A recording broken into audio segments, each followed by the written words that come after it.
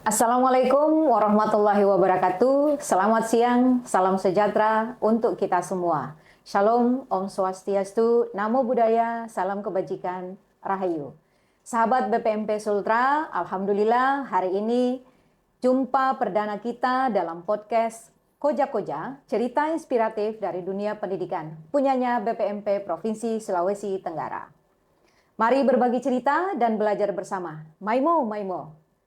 Dalam Koja-Koja ini kita akan membahas berbagai program strategis di bidang pendidikan dasar dan menengah, serta isu-isu penting terkait penjaminan mutu pendidikan bersama saya, Isna Abbas, selaku host yang akan membersamai Koja-Koja kita hari ini.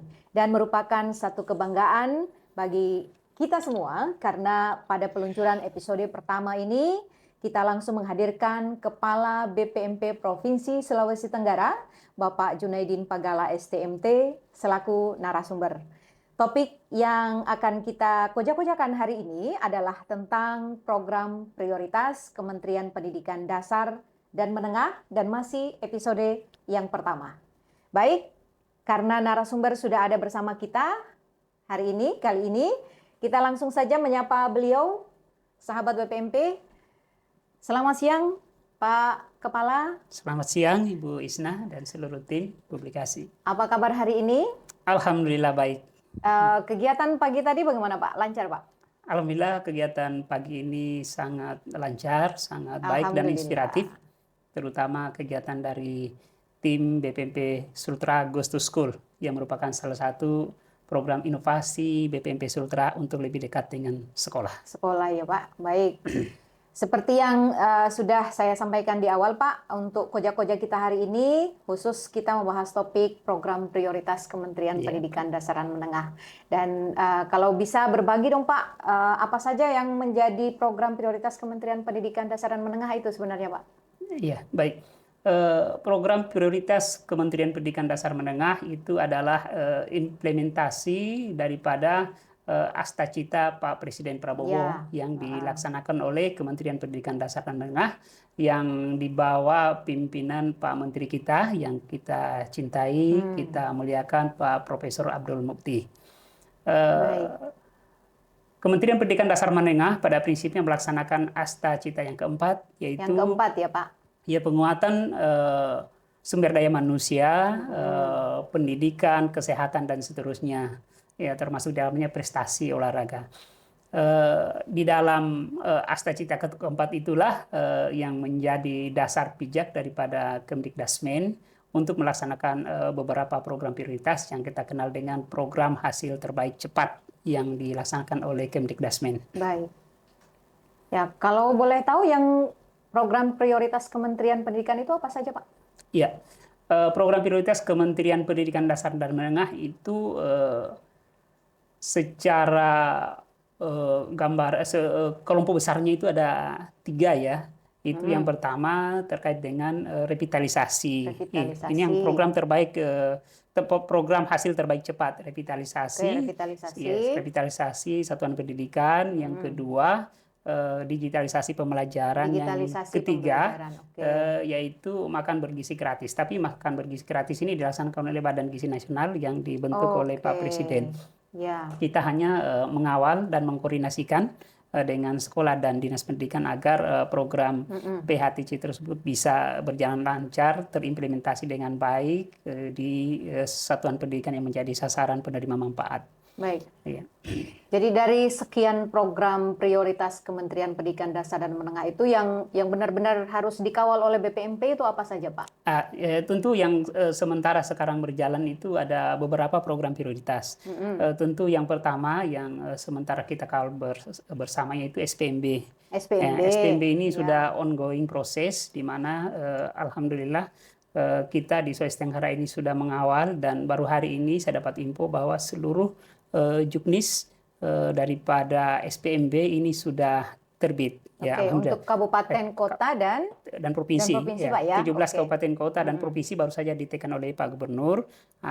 Setelah ini nanti kita akan mengawal bagaimana dinas pendidikan mulai dari provinsi dan kabupaten kota melaksanakan sosialisasi agar juknis tersebut bisa terlaksana di satuan pendidikan. Kan pelaksananya kan nanti satuan pendidikan. Kita ingin memastikan agar Permendikdasmen nomor 3 terkait dengan SPMB dan juknis yang telah ditetapkan oleh atau diterbitkan oleh Dinas Pendidikan yang ditekan oleh kepala daerah ini tetap relevan. Mulai dari Permendikdasmen terkait dengan SPMB, terus juknis yang dikeluarkan oleh daerah, dan implementasi pelaksanaan SPMB di lapangan. Ya. Jadi tugas BPMB ini memastikan agar benar-benar ini berjalan sesuai dengan pedoman SPMB yang telah ditetapkan. Baik, maaf Pak, ini kan nanti yang menjadi pemirsa kita ini adalah masyarakat umum juga. Kalau boleh tahu, SPMB itu kepanjangan dari apa Pak ya? Iya, SPMB itu Sistem Penerimaan Murid Baru. Sistem Penerimaan Murid Baru yang dulu istilahnya PPDB. PPDB. Iya. Nah, sekarang berubah menjadi SPMB ya Pak ya. Iya. Baik, selain SPMB apalagi Pak yang kira-kira dikawal oleh BPMP Sultra? Iya, selain SPMB ini kita lagi mengawal juga wajib belajar 13 tahun. Wajib belajar 13 tahun. Baik. Ya. Yang mana kalau dulu itu kita mengenal wajib belajar 12 tahun. SD, ya, SMP, SMA. Ya. SD 6 tahun, SMP 3 tahun, dan SMA 3 tahun. Jadi totalnya 12. Nah, sekarang menjadi 13. Tetapi 13 tahun itu bukan ke atas, tapi prasekolah. Oke, prasekolah. Jadi sebelum anak-anak itu masuk SD, maka mereka 1 tahun itu diupayakan masuk ke pendidikan anak usia dini. Nah, yang 1 tahun itu adanya di pendidikan anak usia dini. Dalam hal ini TK, ya, taman kanak-kanak. Berarti 1 tahun minimal. Iya. Itu mesti ke PAUD dulu, PAUD dulu ya? sebelum masuk SD. Jadi punya ijazah TK dulu, baru masuk ke SD. Baik Pak. Selain yang 2 tadi, masih ada lagi Pak? Ya. Selain itu, jadi SPMB wajib 13 tahun. Ini masih wajib belajar juga, ini di dalamnya bukan hanya yang 1 tahun prasekolah dalam hal ini di PAUD, tetapi ada termasuk di dalamnya itu adalah anak tidak sekolah. Di mana anak tidak sekolah ini lumayan besar juga ya. Betul. Ya, kalau se-Indonesia ini kan jumlahnya sampai 3 juta lebih ya. Tetapi kalau di Sulawesi Tenggara ini jumlahnya sampai saat ini terdata tinggal 49.000. Untuk Sulawesi Tenggara. Tentu terdistribusi ke 17 kabupaten kota. Ya, macam-macam. Ada yang 2.000, ada yang 3.000, ada yang 5.000. Yang paling tinggi saya lihat ada yang juga cuma 2.000. Jadi tapi alhamdulillah dengan kolaborasi Dinas Pendidikan, dalam hal ini pemerintah daerah juga, beberapa stakeholder terkait, ini kita koordinasikan, termasuk juga dengan balai pelatihan ya, pelatihan life skill ya. BLK lah kalau kita lebih mengenal di daerah itu, supaya mereka kan bisa mendapatkan keterampilan, karena anak-anak yang putus sekolah ini kita harapkan selain dapat ijazah juga punya keterampilan. Jadi kita koordinasikan. Betul, nah, itu menurun. Sebelumnya itu Bu Isna itu ada 56.000. Banyak juga ya Pak? Iya, sekarang tinggal 49.000. Sulawesi Tenggara. Sekarang tinggal 49.000. Artinya kita sudah bisa menyekolahkan kembali yang mereka tidak bersekolah itu kurang lebih ada 7.000. Ya kan, dari 56.000 ke 49.000. 7.000 ini sudah terdistribusi kembali ke sekolah-sekolah. Dan sebagian besar itu masuk di PKBM. Yang masih sesuai usianya, usia sekolah. Itu kita masukkan ke sekolah formal. Kita termasuk juga di sekolah swasta, sekolah negeri dan swasta. Tetapi kalau yang sudah tidak, ya maka kita solusinya ada di PKBM. Baik, oke Pak. Baik, terima kasih. Tadi itu yang menarik sebenarnya istilah revitalisasi sekolah Pak. Bisa diceritakan sedikit? Ini program prioritas Kementerian Pendidikan Dasar dan Menengah ini sebenarnya tujuannya untuk apa? Dan sasarannya kepada siapa Pak? Revitalisasi. Iya. Oke, baik, terima kasih Bu Isna. Tapi sebelum itu saya masih tambahkan dulu, masih ada beberapa program prioritas yang lain. Nanti kita highlight yang direvitalisasi, karena itu yang sementara berjalan sekarang. Nah, jadi selain tadi itu wajib belajar 13 tahun, ada juga itu adalah penguatan kurikulum yang berjalan sekarang. Dalam hal ini pembelajaran mendalam, coding, dan AI ya, betul. Karena itu yang artificial intelligence itu yang sementara sekarang memang harus kita manfaatkan agar ini bisa masuk ke kurikulum, ya bisa diadopsi lah. Karena sementara kita melatih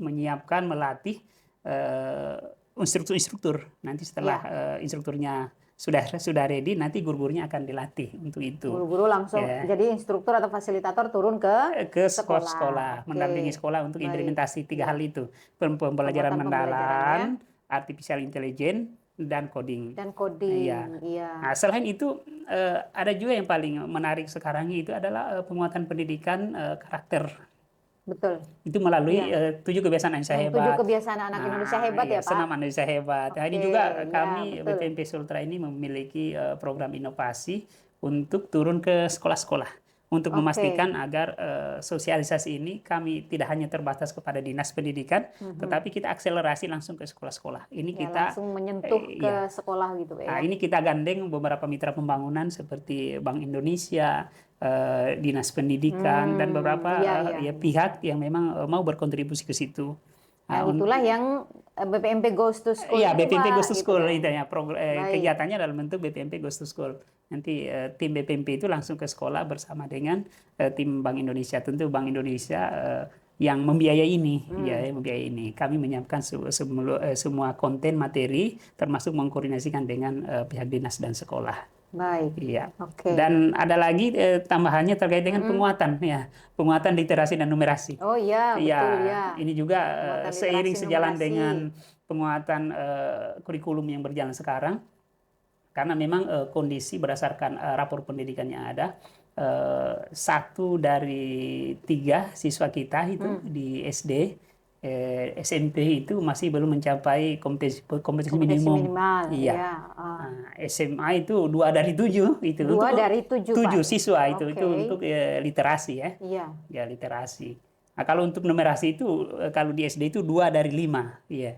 SMP sama 2 dari 5, SMA 2 dari 5. Siswa kita ini belum mencapai kompetensi minimum untuk numerasi. Jadi kita masih punya pekerjaan PR yang banyak untuk meningkatkan ini. Ini dalam rangka memastikan agar anak-anak kita itu memiliki basic kompetensi yang kuat. Karena kita tahu bersama bahwa literasi, numerasi, karakter itu adalah basic kompetensi yang harus dimiliki anak-anak kita. Iya, betul. Ini berarti jadi highlight ya Pak. Iya, di highlight. Bukan cuma kita sebagai pengawal program prioritas kementerian, tapi lebih khusus lagi kepada guru-guru, kepada kepala sekolah, supaya bisa lebih perhatian lagi terhadap peningkatan kemampuan literasi numerasi dan bisa diintegrasikan di dalam proses pembelajaran ya Pak. Iya. Oke. Betul. Baik. Kita bisa balik ke revitalisasi Pak. Oke, silakan. Ya, supaya maksudnya ini pemirsa kita, terutama pihak sekolah, pihak dinas pendidikan, bisa juga memperoleh informasi yang akurat terkait dengan program revitalisasi sekolah. Kalau bisa berbagi Pak, secara rinci sebenarnya program revitalisasi sekolah ini seperti apa wujudnya dan tujuannya untuk apa?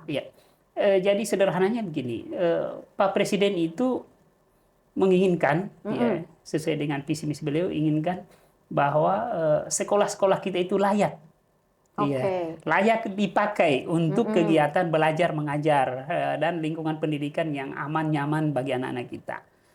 Berawal dari situlah maka kita mengidentifikasi semua sekolah-sekolah yang kondisinya rusak parah. Maksudnya rusak berat, ada yang rusak sedang, dan ada yang rusak ringan. Nah, revitalisasi ini sasaran yang paling mendesak sekarang adalah sekolah-sekolah yang rusak parah dan rusak sedang. Untuk mengembalikan fungsinya sebagai tempat belajar yang aman, nyaman bagi anak-anak. Dan itu sudah dilaksanakan beberapa kali sosialisasi, webinar, untuk perbaikan data Dapodik. Karena revitalisasi ini semua bersumber dari data Dapodik. Perencanaan basis datanya itu ada di Dapodik. Dari isian data yang dilaksanakan oleh sekolah itulah yang di filter untuk mendapatkan sekolah-sekolah sasaran penerima manfaat nanti revitalisasi sekolah itu. Baik. Kalau boleh tahu kira-kira apa saja yang bisa didapatkan oleh sekolah, Pak? Tentu sekarang yang paling urgent itu adalah perbaikan RKB. RKB. Perbaikan RKB. Terutama RKB. Jadi kita prioritas untuk perbaikan RKB. Yang kedua untuk jenjang PAUD dan SMA ini ada peruntukannya untuk unit sekolah baru. Ada unit sekolah baru. Kenapa di PAUD dan di SMA ini ada unit sekolah baru? Karena memang di sana angka partisipasinya masih rendah. Stabilitas rendah ya. Jadi salah satu solusinya itu tadi adalah membangun unit sekolah baru. Unit sekolah baru karena ya untuk meningkatkan angka partisipasi. Kalau untuk SD SMP ini kan angka partisipasi kita sudah dalam angka aman lah, sudah di atas 95%. Ya, di atas 95%. Kalau di Sulawesi Tenggara ini kan kalau angka partisipasi kita untuk SD kan sudah di 99. Kalau SMP itu 96. Nah, sementara ini yang Sultra ya. Sementara kalau untuk yang PAUD kita masih ada di angka 78. Ya, sekalipun itu sudah di atas angka partisipasi secara nasional yang berada di angka 75 untuk PAUD. Ini masih rendah sekali. Artinya apa? Artinya kita masih lebih dari 20% itu anak kita belum mengakses pendidikan jenjang PAUD itu. Iya, betul. Termasuk SMA juga. SMA juga itu angka partisipasi kita itu masih ada di angka 73 secara nasional. Baik. Ya, kalau di kita di Surta itu masih ada di angka 75. Betul. Artinya masih ada 25% anak usia sekolah itu belum mengakses pendidikan. Betul. Belum ada di sekolah lah. Iya, salah satu masalahnya itu adalah tidak tersedianya daya tampung. Makanya ditambahkanlah selain penambahan RKB, sekolah-sekolah yang masih bisa ditambahkan RKB, dibuatkan unit sekolah baru untuk sekolah-sekolah yang jarak antar sekolah itu sudah sangat jauh. Ini salah satu yang mempengaruhi angka anak tidak sekolah. Iya, betul Pak. Ini mungkin hanya sekedar informasi saja. Kemarin itu waktu tugas di Konawe Kepulauan, itu memang dinas pendidikannya mengaku di sana itu belum semua kecamatan punya PAUD. Gitu. Iya. Nah, itu menjadi perhatian mereka juga pada akhirnya. Iya. Nah, itu alhamdulillah sekali kan bisa membantu program yang 13 tahun wajib belajar 13 tahun. Iya, betul Pak. Baik. Baik, pertanyaan selanjutnya Pak terkait dengan revitalisasi sekolah ini. Kalau boleh disampaikan mungkin informasi berapa satuan pendidikan sih yang menjadi sasaran revitalisasi sekolah untuk Sulawesi Tenggara Pak? Iya, baik Bu Isna. Sasaran penerima manfaat revitalisasi sekolah tahun 2025 di Provinsi Sulawesi Tenggara itu sebanyak 309 satuan pendidikan. 309 dan itu untuk semua jenjang ya. Okay. Dari PAUD sebanyak 43. PAUD 43. Ya, SD sebanyak 106. SD 106. Lumayan banyak ya, Pak? Iya, lumayan. Nah, SMP 78. 78 SMA itu 53. Ya, SMK 21. Okay. SLB ada juga 5. Oh, ada juga SLB. Dan SKB 3. Nah, ini berdasarkan data Dapudik. Iya. Tapi secara keseluruhan nasional, target nasional kita itu sebanyak 10.440. 10.440 nasional. Dan Sulawesi Tenggara itu dapat 309 satuan pendidikan. Dan itu sudah termasuk SLB juga, ada juga SKB ya Pak? SKB ya. Oke. Ya. Mungkin perlu disampaikan juga kepada setiap satuan pendidikan. Mungkin yang belum mendapatkan sasaran tahun ini, berarti harus Dapodiknya harus selalu diperbaiki, diperhatikan, diupdate ya Pak. Iya. Jadi berdasarkan arahan daripada Pak Presiden dan Pak Menteri, sebenarnya nanti ini harapannya sampai 5 tahun ke depan, semua sekolah itu menjadi sasaran revitalisasi sebenarnya. Hanya pada semua sekolah. Tapi sekarang yang prioritas sekarang sesuai dengan kondisi tingkat kerusakan sekolah.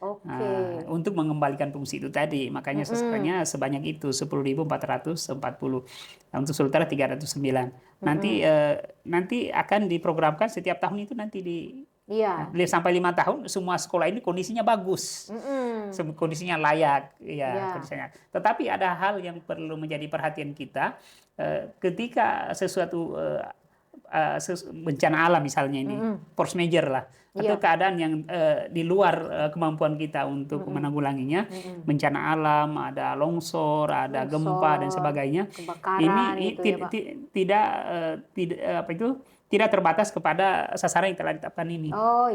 Pemerintah telah punya dan cadangan untuk merenovasi segera, mengembalikan fungsi sekolah tersebut, bagi sekolah-sekolah yang mengalami kategori misalnya kena bencana, force major itu.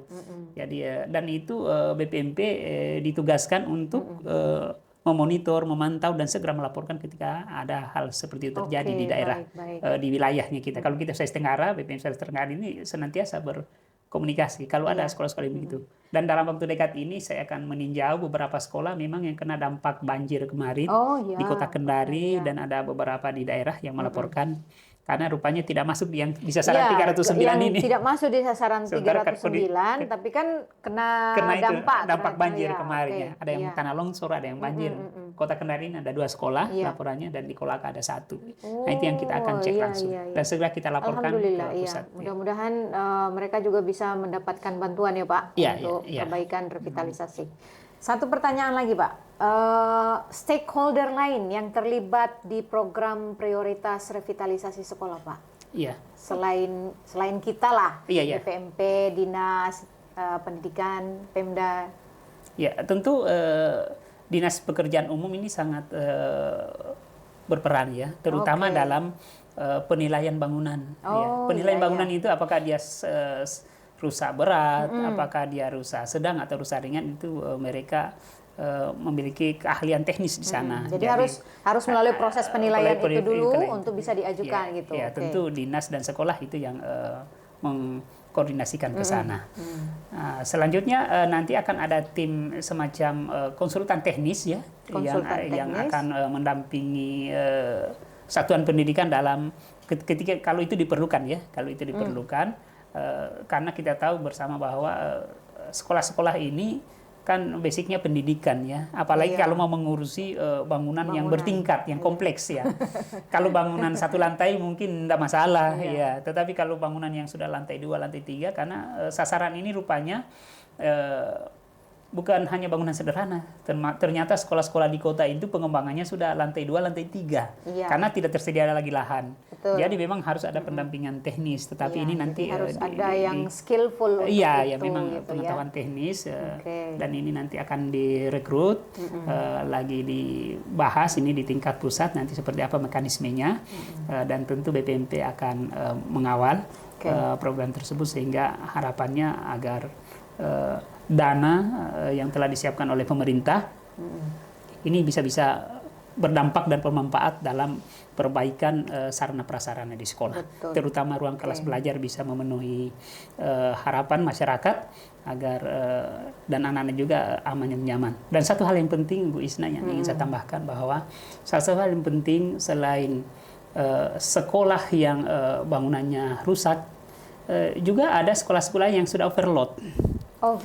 Jadi sudah sistemnya sistem shift ya belajar. Ada pagi, ada siang. Kebanyakan siswanya Pak daripada ruang belajarnya ya Pak? Ini menjadi sasaran revitalisasi juga. Jadi mereka mendapatkan tambahan RKB. Yang penting sekolah-sekolah itu mengisi bahwa di sekolahnya itu jumlah ruang kelas tersedia sudah tidak mampu menampung jumlah peserta didik yang ada. Jadi itu nanti ditambahkan sesuai dengan rasio standar. Jumlah siswa per rombel. Ya, masing-masing jenjang itu sesuai standarnya. Sehingga nanti akan didapatkan kebutuhan berapa RKB yang perlu ditambahkan. Sehingga harapannya kalau setelah ini dibangunkan di sekolah tersebut tidak ada lagi belajar pagi, belajar siang. Kan kasihan gurunya. Apalagi kalau gurunya, kalau gurunya terbatas. Dia nanti tidak ada istirahatnya. Dan itu proses belajar tidak maksimal. Tidak maksimal kalau gurunya sudah lelah. Pak. Kurang bagus juga. Baik, ini informasi revitalisasi sudah sangat rinci. Mudah-mudahan ini sangat bermanfaat untuk pendengar kita, pemirsa kita di podcast Koja-Koja punyanya BPMP Provinsi Sulawesi Tenggara. Harapan terakhir Pak, apa yang bisa Bapak sampaikan, harapan-harapan yang bisa Bapak sampaikan untuk pemirsa kita, mungkin pihak sekolah, pihak dinas pendidikan, supaya program revitalisasi ini bisa sukses berjalannya. Iya, baik, terima kasih Bu Isna. Tentu harapan kita semua untuk mewujudkan pendidikan bermutu untuk semua perlu partisipasi semesta. Partisipasi semua pihak dalam hal memastikan agar layanan pendidikan ini dari waktu ke waktu semakin meningkat. Harapannya anak-anak kita ini ya mendapatkan layanan pendidikan terbaik yang bisa kita berikan saat ini, sesuai dengan kemampuan pemerintah tentunya, kemampuan anggaran, kemampuan sumber daya manusia dalam hal ini guru, dan beberapa faktor yang menentukan itu adalah pendidikan karakter.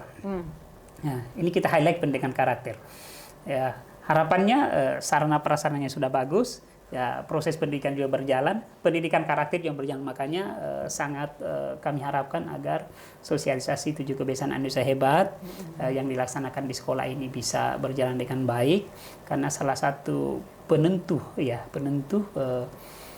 keberhasilan daripada prestasi anak didik kita yang menjadi keluaran daripada sekolah itu adalah karakter anak-anak. Jadi kita bangun karakter anak-anak kita ini dengan hal yang sederhana dulu, yaitu 7 kebiasaan manusia hebat. Di saat yang sama kita perbaiki sarana prasarananya dan juga kita perbaiki kualitas gurunya. Iya. Jadi kalau ini semua berjalan beriringan, dalam waktu yang dekat ini betul-betul bisa kita lihat ukuran capaian hasil belajar anak-anak kita melalui asesmen. Itu akan terlihat apakah ini sudah berdampak. Nah, nanti mudah-mudahan mulai tahun ini dilaksanakan asesmen berdasarkan rapor pendidikan, skor literasi, numerasi meningkat dengan merupakan dampak dari beberapa hal program prioritas tadi itu. Iya, mulai kita perbaiki sarana prasarananya melalui revitalisasi, penguatan pendidikan karakter melalui 7 kebiasaan manusia hebat, terus perbaikan dan penguatan kurikulum melalui pembelajaran mendalam, coding AI. Jadi semua ini berjalan, akan kita lihat nanti. Harapan kita semua bisa berkontribusi. Jadi itu, semua bisa berkontribusi, bisa memberikan yang terbaik untuk pendidikan kita, karena pendidikan ini adalah hal yang sangat menentukan kemajuan dan kesejahteraan sebuah bangsa. Betul. Iya. Betul sekali. Iya. Terima kasih Pak Kepala, Bapak Junaidin Pagala STMT. Baik sahabat BPMP Sultra, demikian bincang-bincang kita di podcast Koja-Koja punyanya BPMP Provinsi Sulawesi Tenggara bersama Kepala BPMP Provinsi Sulawesi Tenggara, Bapak Junaidin Pagala, STMT. Assalamualaikum warahmatullahi wabarakatuh.